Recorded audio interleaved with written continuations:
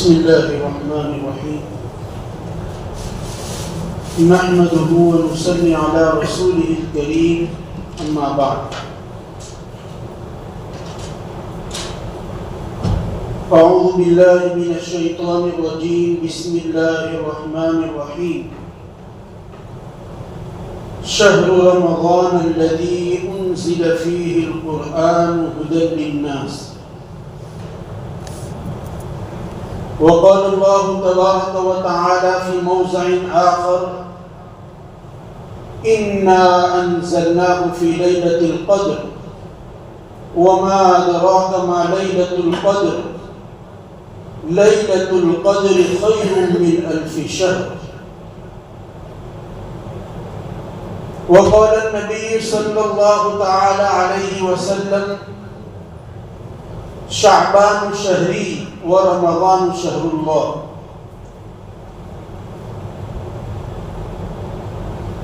وقال النبي صلى الله تعالى عليه وسلم كم من صائم ليس له من صيامه إلا الظمأ وكم من قائم ليس من قيامه إلا السهر او كما قال علیہ الصلاۃ والسلام۔ بزرگان محترم اور معزز سامعین،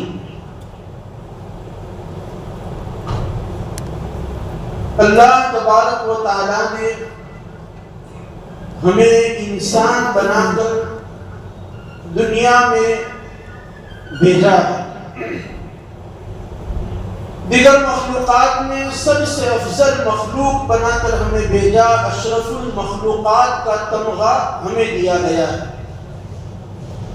زندگی گزارنے کا بہترین طریقہ اسلام کی شکل میں عنایت فرمایا۔ بطور رہبر اور رہنما کے جناب نبی کریم صلی اللہ علیہ وسلم جیسی عظیم شخصیت کو ہماری رہنمائی کے لیے بھیجا، اور صرف اسی پر اکتفا نہیں کیا بلکہ کتابی شکل میں قرآن مجید بھی اللہ تبارک و تعالی نے ہماری رہنمائی کے لیے بھیجا ہے۔ تو اللہ کا بھیجا ہوا دین ہے، اللہ کی بھیجی ہوئی شریعت ہے، اللہ کا بھیجا ہوا رہبر اور رہنما رسول موجود ہے، اللہ کی نازل کی ہوئی عظیم کتاب ہمارے سامنے موجود ہے۔ اس پر اللہ تعالیٰ کا شکر ادا کرتے ہیں۔ اسلام نے زندگی گزارنے کا طریقہ ہمیں سکھایا ہے۔ تو الغرض اللہ تبارک و تعالیٰ نے دنیا کے اندر انسان کو جو بھیجا ہے، اس کی سب سے بڑی وجہ قرآن مجید کی آیت سے معلوم ہوتی ہے کہ اللہ تبارک و تعالیٰ چاہتے ہیں کہ میں نے جس طریقے سے ایک انسان پیدا ہوا تھا اور صاف ستھرا دل لے کر دنیا کے اندر وہ گیا تھا، جب دنیا میں وہ اپنی عمر کو پورا کر لے اور جب اس کی موت کا وقت قریب آ جائے اور جب اللہ تبارک و تعالیٰ اس کو بلانے والے ہو، تو جیسا صاف ستھرا دل میں نے دیا تھا ایسا ہی صاف ستھرا دل لے کر وہ واپس آئے۔ إِلَّا مَنْ أَتَى اللَّهَ بِقَلْبٍ سَلِيمٍ، قلب سلیم، صاف ستھرا دل اللہ تعالیٰ چاہتے ہیں کہ جیسا میں نے اس کو دیا تھا ماں کے پیٹ سے نکلنے کے وقت جب اس کی روح قبض کی جا رہی ہے، ایسا صاف ستھرا دل چاہیے۔ ظاہر ہے کہ اللہ تعالیٰ نے ہمیں پیدا کیا ہے، دنیا کو بسایا ہے، اللہ تعالیٰ جانتے ہیں، اللہ تعالیٰ نے خیر کو بھی پیدا کیا، شر کو بھی پیدا کیا، لہذا اللہ تعالیٰ نے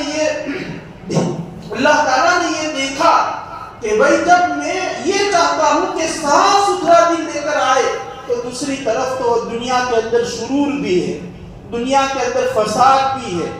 انسان دنیا کے اندر رہے گا تو اس کا دل جو ہے وہ سیاہ ہوگا، اس کے دل کے اندر کسی کے لیے حسد، کسی کے لیے کپٹ، تکبر، عجب، باطنی بیماریاں پیدا ہوگی، اور اس کا دل جو ہے وہ سیاہ اور جو ہے وہ خراب ہو جائے گا، تو پھر اللہ تبارک و تعالیٰ نے اس کو دل کی صفائی کے لیے ہمیں متعدد ایام دیے ہوئے ہیں۔ ایک طرف حکم ہمیں یہ دیا ہے کہ صاف ستھرا دل لے کر آنا، اور ایک طرف جو ہے وہ دنیا میں خیر اور شر دونوں کو پیدا کیا۔ گناہ بھی اللہ تعالیٰ نے دنیا کے اندر جو ہے وہ وجود میں اس کو بھی وجود دیا ہے، لہذا اس سے ہمارا دل جو ہے وہ سیاہ ہوتا ہے۔ تو اب دل کی صفائی کے لیے اللہ تعالیٰ نے ہمیں اوقات دیے، ایام دیے، چنانچہ ہر 4 گھنٹے یا 5 گھنٹے کے وقت اللہ تعالیٰ نے ہمیں نماز دی ہے۔ فجر کی نماز دی، اس کے 6-7 گھنٹے کے بعد ظہر کی نماز، اور جب آدمی نماز کے لیے آتا ہے تو وہ وضو کرتا ہے، طہارت حاصل کرتا ہے۔ حدیث پاک میں آپ نے سنا ہوگا کہ وضو کے بارے میں یہ ہے کہ ایک مرتبہ جناب نبی کریم صلی اللہ علیہ وسلم نے صحابہ کو سوال کیا کہ اگر کسی آدمی کے دروازے کے اوپر نہر ہو یا دریا ہو اور وہ دن میں 5 مرتبہ اگر اس میں غسل کرے تو کیا اس کے بدن کے اوپر کوئی میل کچیل رہے گا؟ صحابہ نے کہا کہ نہیں، ایک آدمی دن میں 5 مرتبہ اگر غسل کرتا ہے تو اس کے بدن کے اوپر کوئی میل کچیل نہیں رہے گا۔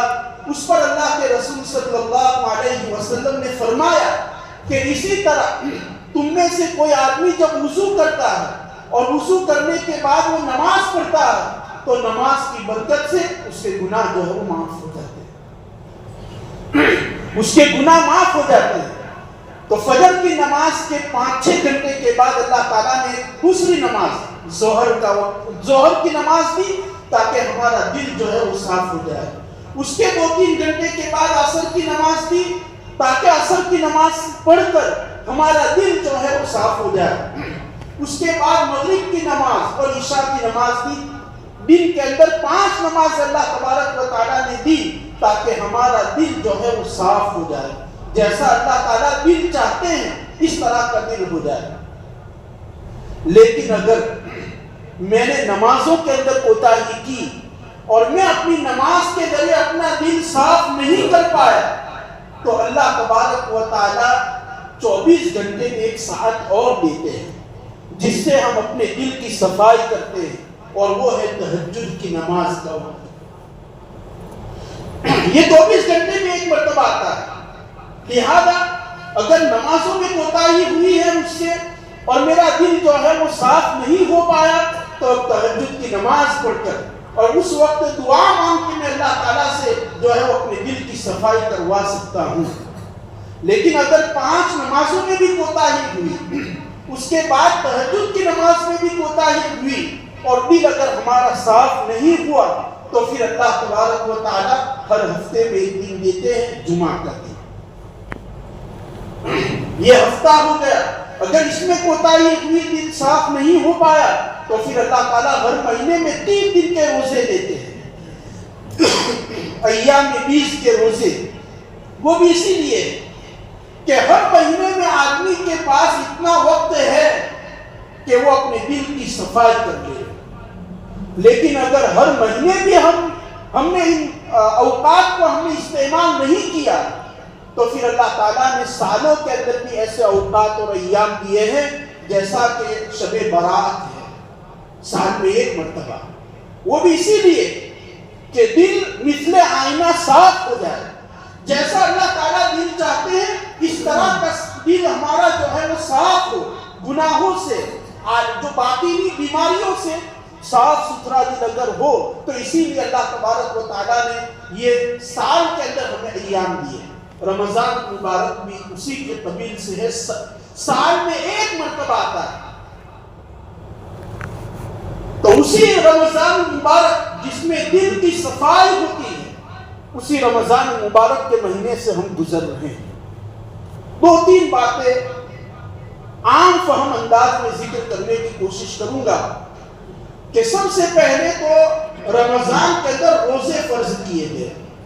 ہم روزے رکھ رہے 18 روزے ہو گئے. روزہ یہ اللہ تبارک و تعالیٰ کا تقرب حاصل کرنے کا بہترین ذریعہ ہے.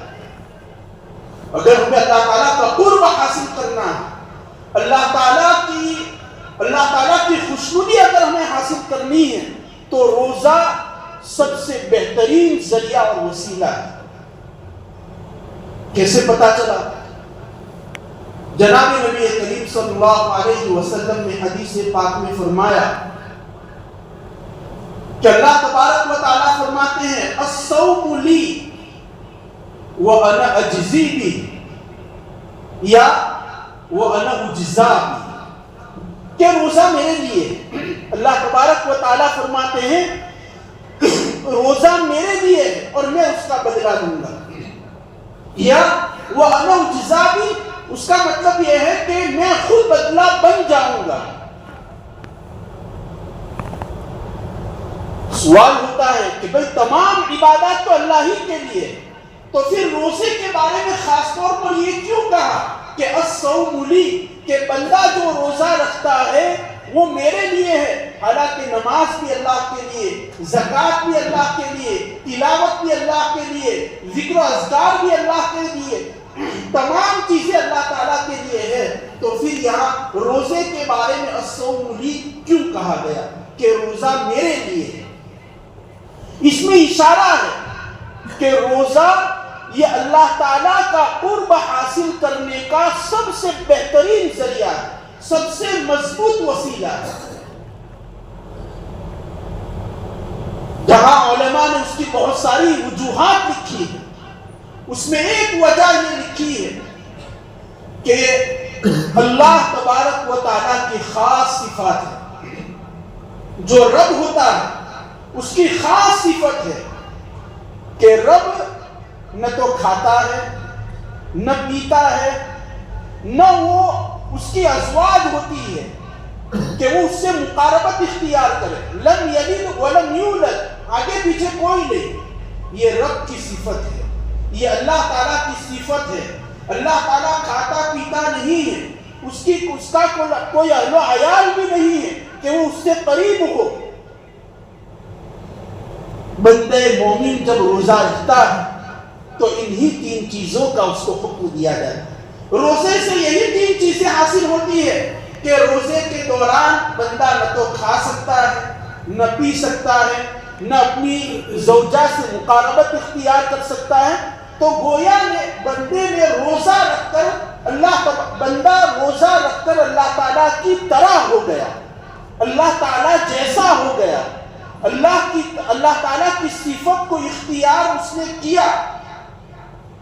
تو گویا اللہ تعالیٰ خوش ہوتا ہے کہ جب بندہ میری صفت اختیار کر رہا ہے، میری طرح وہ بننا چاہ رہا ہے. تو جب کوئی آدمی دیکھتا ہے کہ فلاں آدمی میری طرح بننا چاہتا ہے تو اس کو قریب کر لیتا ہے.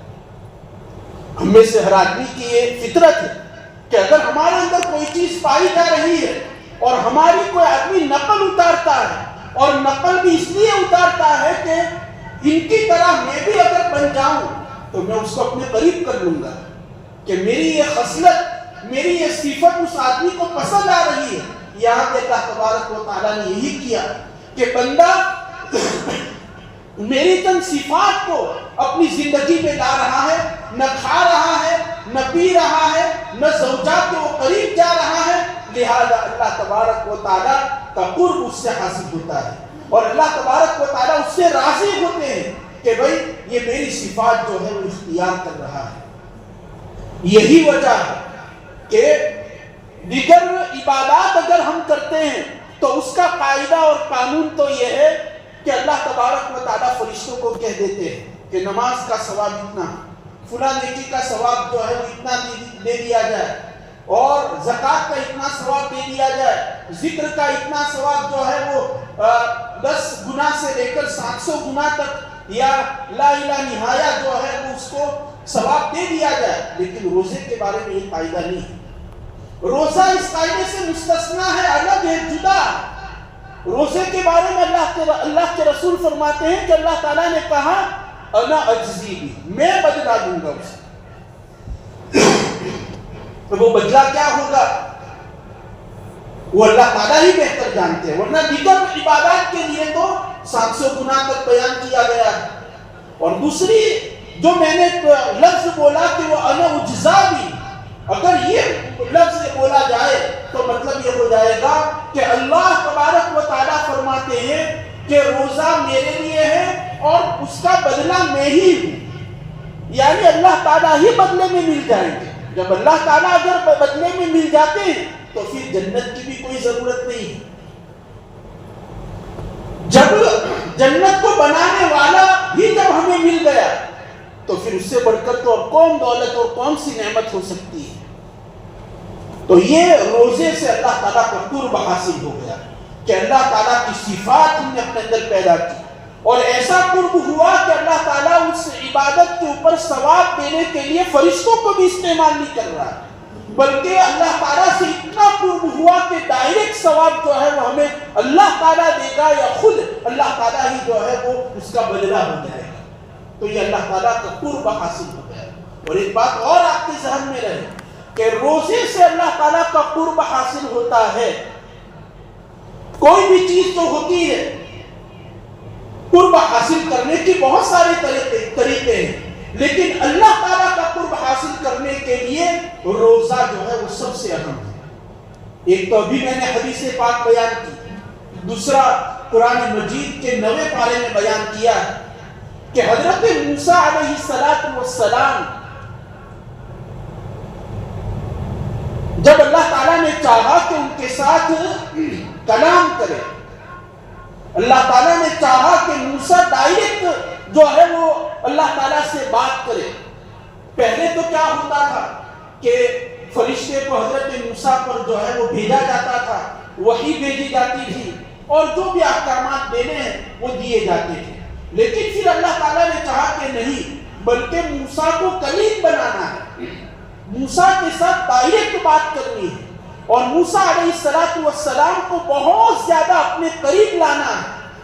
تو پہلے روزے کا حکم دیا ہے. وَوَعَدْنَا مُوسَىٰ 30 لَيْلَةً وَأَتْمَمْنَاهَا بِعَشْرٍ فَتَمَّ مِيقَاتُ رَبِّهِ 40 لَيْلَةً. حضرت موسیٰ علیہ السلام کو روزے کا حکم دیا کہ 40 دن کے آپ روزے رکھو. جب 40 دن کے روزے آپ رکھیں گے تو حضرت موسیٰ علیہ السلام نے اس حکم پر عمل کیا. تو ان 40 روزے رکھنے کی بنیاد پر حضرت موسیٰ کے اندر اتنی صلاحیت اور اتنی قوت پیدا ہو گئی کہ وہ جب اللہ تعالیٰ کے ساتھ بات چیت کرنے کے لیے جائیں گے تو اللہ تعالیٰ کی بات چیت کو اور کلام کو وہ برداشت کر سکے. اس قوت پیدا کرنے کے لیے، طاقت پیدا کرنے کے لیے، اور اللہ تعالیٰ نے اپنے قریب ان کو بلانے کے لیے روزہ رکھوایا. روزے سے یہ طاقت پیدا ہوتی ہے. ہمارے لیے بھی یہی ہے کہ ہم اگر روزہ رکھتے ہیں تو ہماری باطنی قوت اتنی مضبوط ہوتی ہے کہ قرآن مجید جہاں وہ بہت زیادہ مؤثر ہے کہ ایک اگر ہم اچھی طرح اگر اس کی تلاوت کریں تو ایک پتھر دل بھی موم ہو سکتا ہے، تو دوسری طرف روزہ رکھنے کی وجہ سے ہمارا باطن اتنا صاف، اتنا قوی، اتنا مضبوط ہو جائے گا کہ قرآن مجید کے مضامین کو، اس کے پیغامات کو ہمارا دل آسانی سے قبول کر لے گا.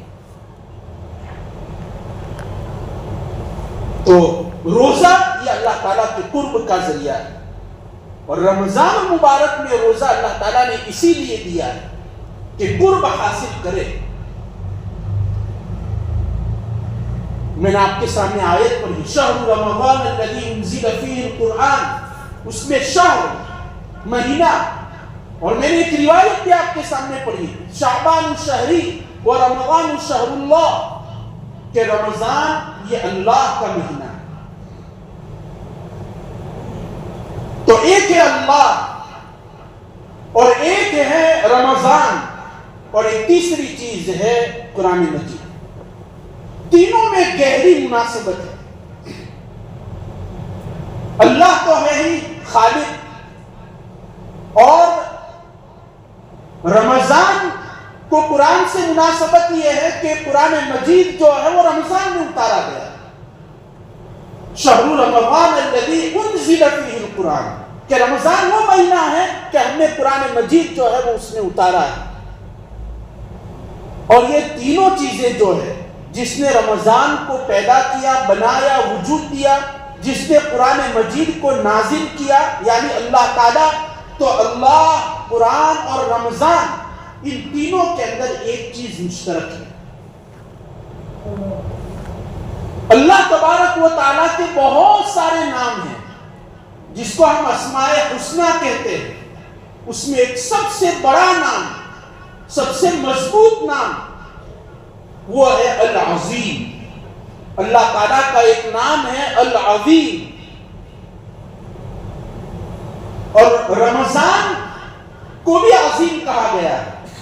جناب نبی کریم صلی اللہ علیہ وسلم نے فرمایا اتاکم شہر عظیم، کہ جب رمضان کا مہینے کا آغاز ہوا تو اس وقت اللہ کے رسول صلی اللہ علیہ وسلم نے جب صحابہ کے درمیان خطاب کیا تو اس میں آپ نے یہ جملہ ارشاد فرمایا تھا کہ اتاکم شہر عظیم، کہ تم پر ایک عظیم مہینہ جو ہے وہ آ رہا ہے۔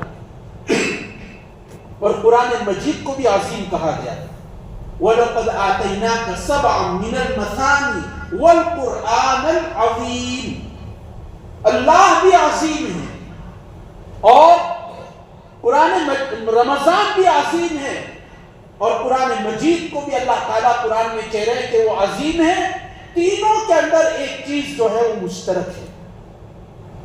اب اس میں اشارہ ہے اس بات کی طرف کہ جو بھی بندہ مومن ان تینوں چیزوں کے ساتھ اپنا تعلق رکھے گا، اس کے اندر بھی صفت عظمت پیدا ہوگی، وہ بندہ مومن بھی عظیم بن جائے گا۔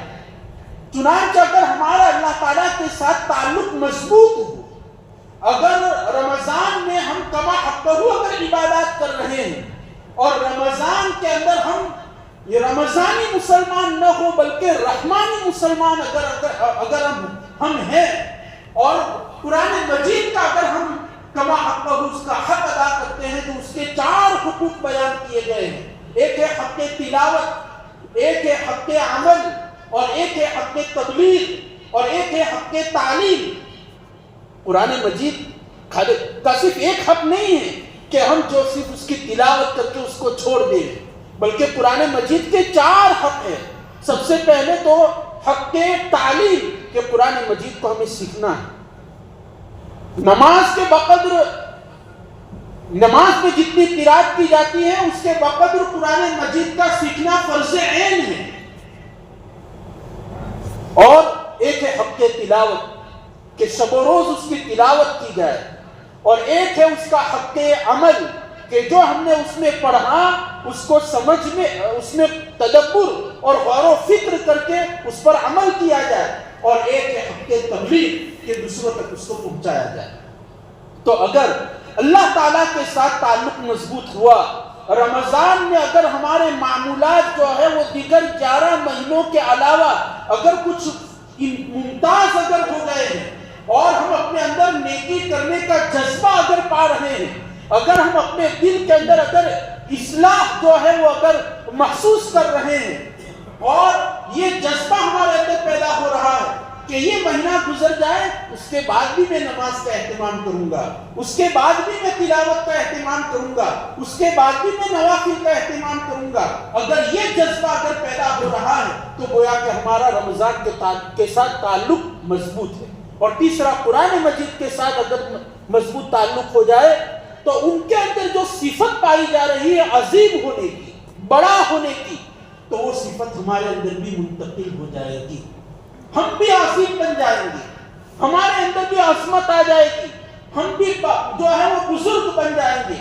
اور جب ہم ان 3 چیزوں کی وجہ سے عظیم بن گئے تو پھر کبھی وہ بندہ جو ہے وہ ذلیل نہیں ہو سکتا، وہ بندہ عظیم ہی عظیم رہے گا۔ دنیا کی نظر میں اگر کوئی اس کو ذلیل سمجھے تو سمجھے، لیکن اللہ تعالیٰ کی نظر میں وہ عظیم ہی رہے گا۔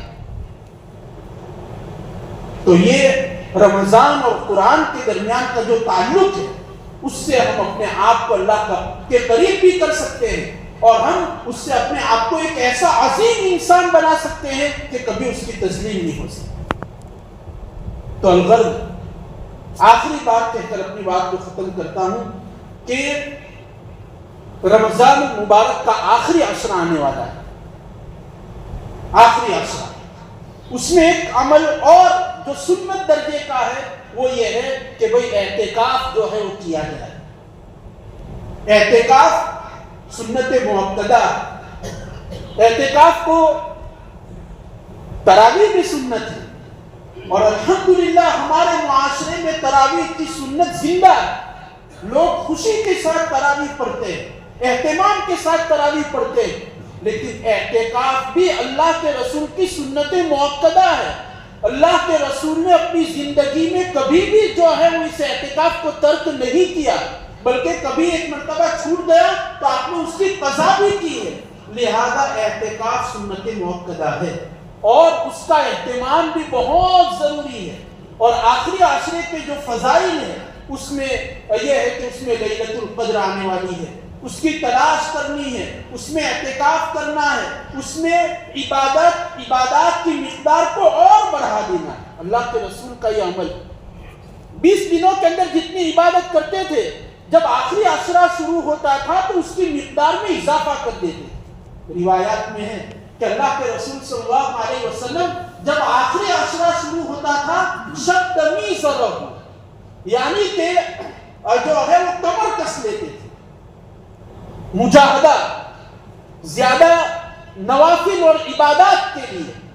اور ایک روایت میں تو یہ ہے کہ اپنے گھر والوں کو بھی رات میں اٹھاتے تھے, خود تو عبادت کرتے ہی تھے اور گھر والوں کو بھی جو ہے وہ تہجد کے لیے, نفل کے لیے رات میں اٹھاتے تھے.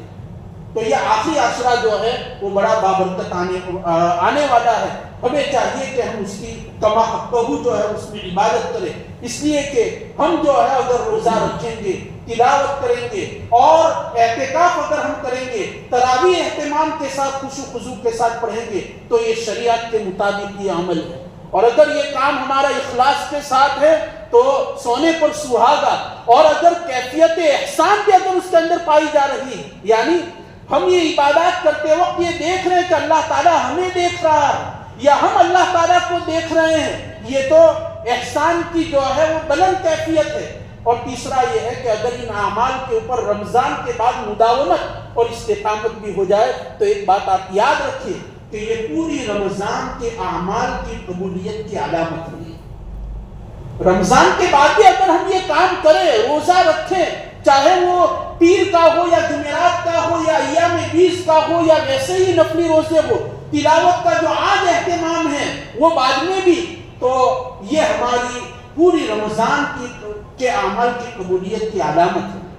ورنہ اگر یہ ہمارے اعمال جو ہے وہ رمضان کے بعد جاری نہ رہے, تسلسل نہ رہے, بلکہ ختم ہو جائے, تو پھر علماء نے لکھا ہے کہ یہ علامت ہے اس بات کی کہ آپ نے رمضان میں جو عمل کیے ہیں اس کو بھی اللہ تعالیٰ نے قبول نہیں کیا. اللہ تعالیٰ عمل اسی وقت قبول کریں گے جبکہ اس کے اندر تسلسل ہو, دوام ہو, استقامت ہو, بعد میں بھی وہ جاری رہے, تو اس وقت اللہ تعالیٰ جو ہے اس عمل کو قبول کرتے ہیں. اللہ تبارک و تعالیٰ مجھے بھی عمل کی